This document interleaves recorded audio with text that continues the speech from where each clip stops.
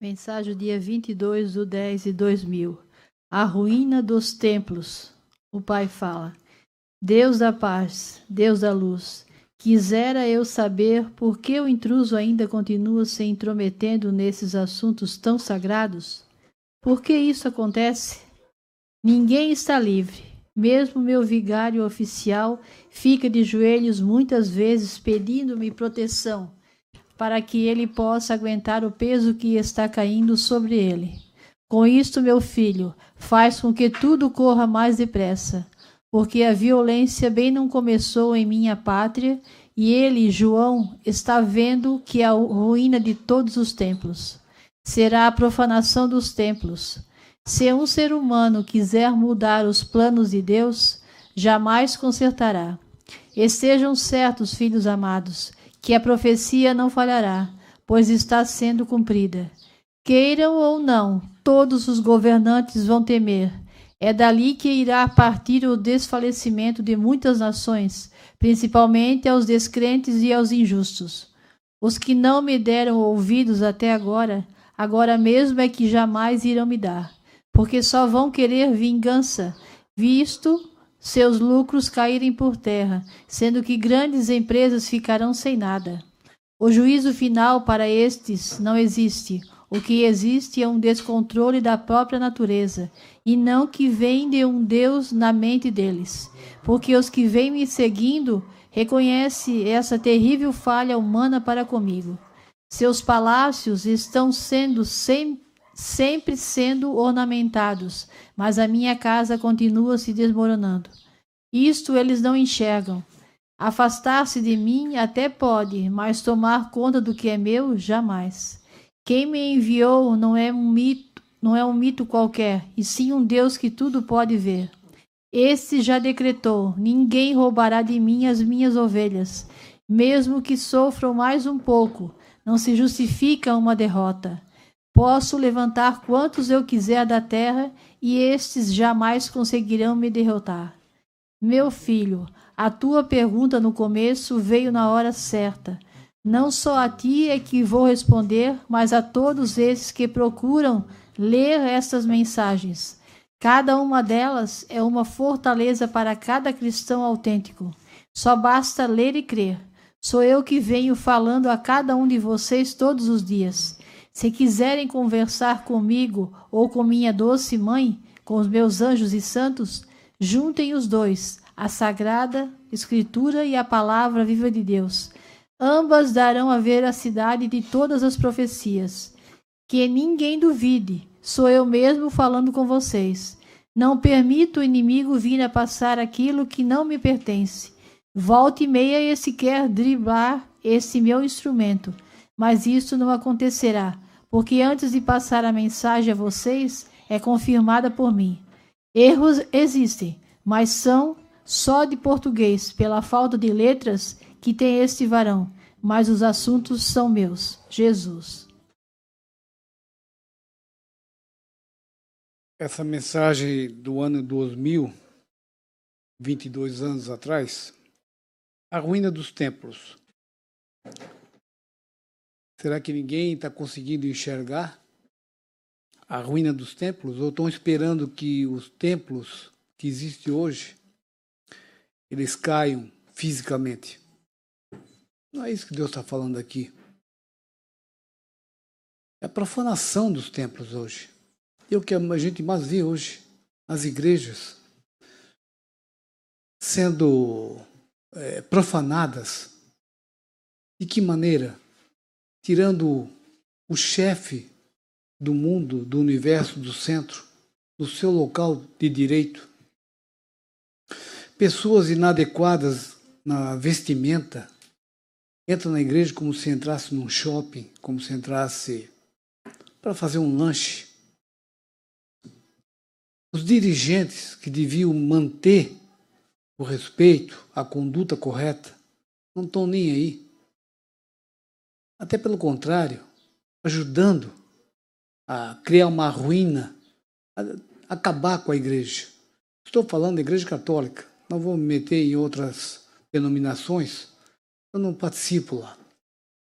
Mas também está do mesmo jeito, antigamente a gente via Os evangélicos, bem comportados, cabelo comprido, não viu TV, eram pessoas que, aparentemente, com o comportamento das vestes, eram perfeitos. Independente se tinha outra religião ou se não tinha. Mas até lá, hoje, vocês não identificam mais um evangélico. Está todo mundo se vestindo como quiser, conforme a moda. Então, isso tudo a gente vai vendo que realmente é uma destruição do cristianismo. Eles querem destruir o cristianismo. E Deus mostra aqui, faz o comentário. Ninguém está livre. Mesmo o meu vigário oficial de joelho fica muitas vezes pedindo-me proteção para que ele possa aguentar o peso que está caindo sobre ele. É que ninguém lembra da vida de João Paulo II? Como esse santo Papa foi perseguido desde 81, quando sofreu o atentado?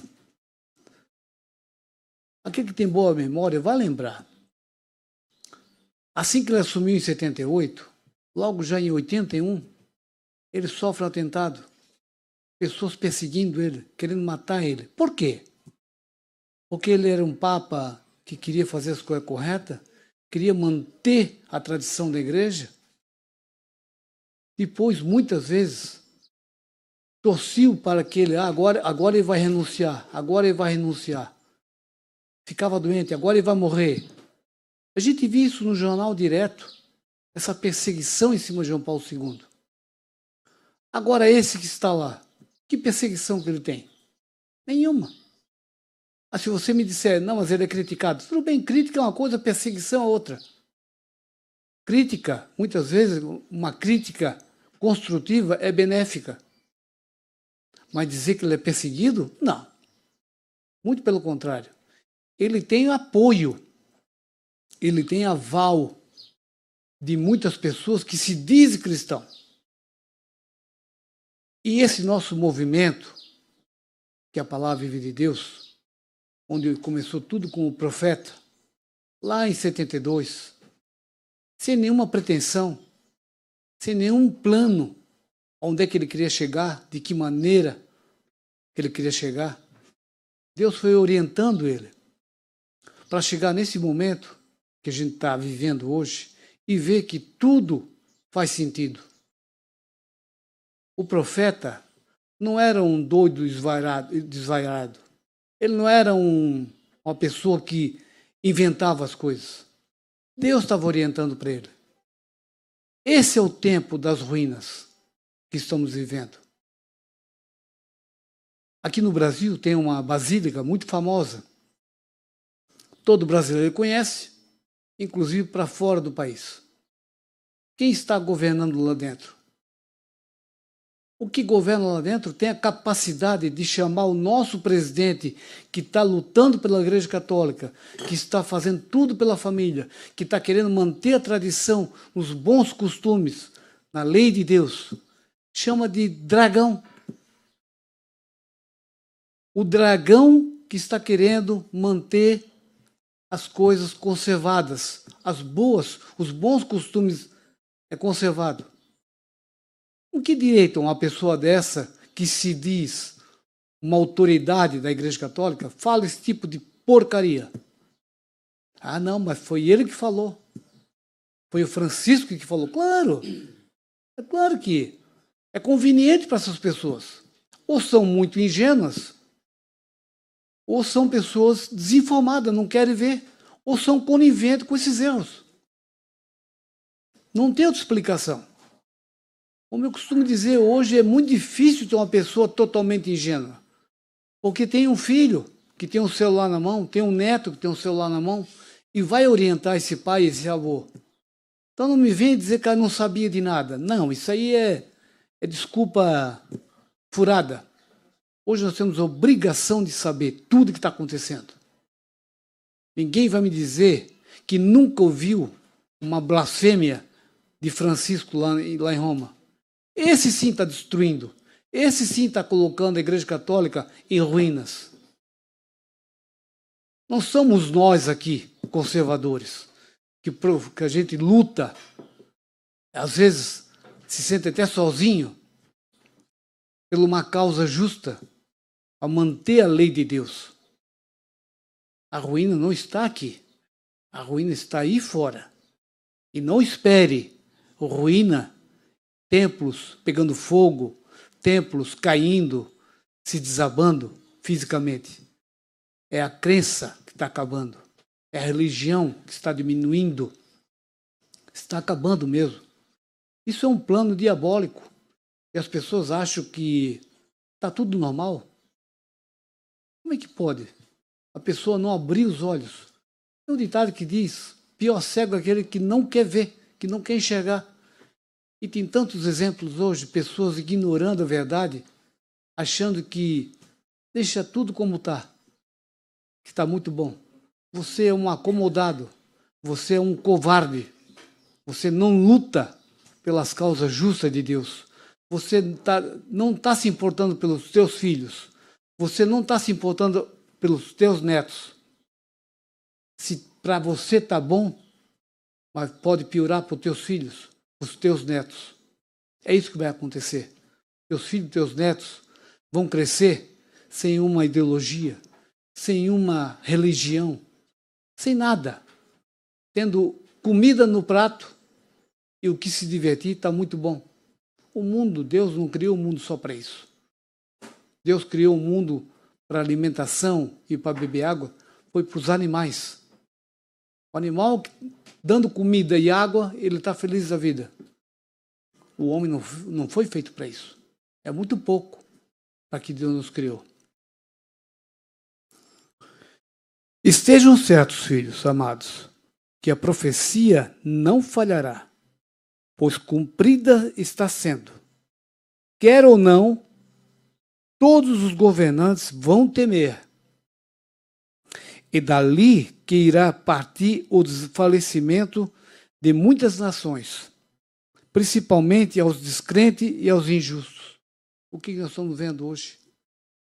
Países ricos, países soberanos, países de pessoas cristãs sendo destruídas, perdendo riqueza, perdendo poder, perdendo respeito, sendo perseguido. Você não vê isso? Não consegue ver isso? Ou isso também é normal? Isso faz parte da vida. Quando é na tua família, se algum chega com um problema, você quer logo resolver. Porque é a tua família. E nós somos o que aqui nessa terra? Não somos uma grande família? Por que não vamos se compadecer com a dor do outro? Por que não vamos se preocupar com a perseguição no outro país? Isso poderá nos atingir amanhã. Você não consegue enxergar isso? Então abra os olhos, meu amado irmão, que estamos vivendo tempos sombrios e Deus sempre alertando. Essa mensagem é de 2000, olha só como ela serve para a atualidade hoje.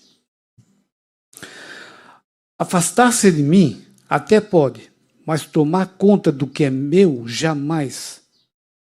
Quem me enviou não é um mito qualquer, e sim um Deus que tudo pode ver.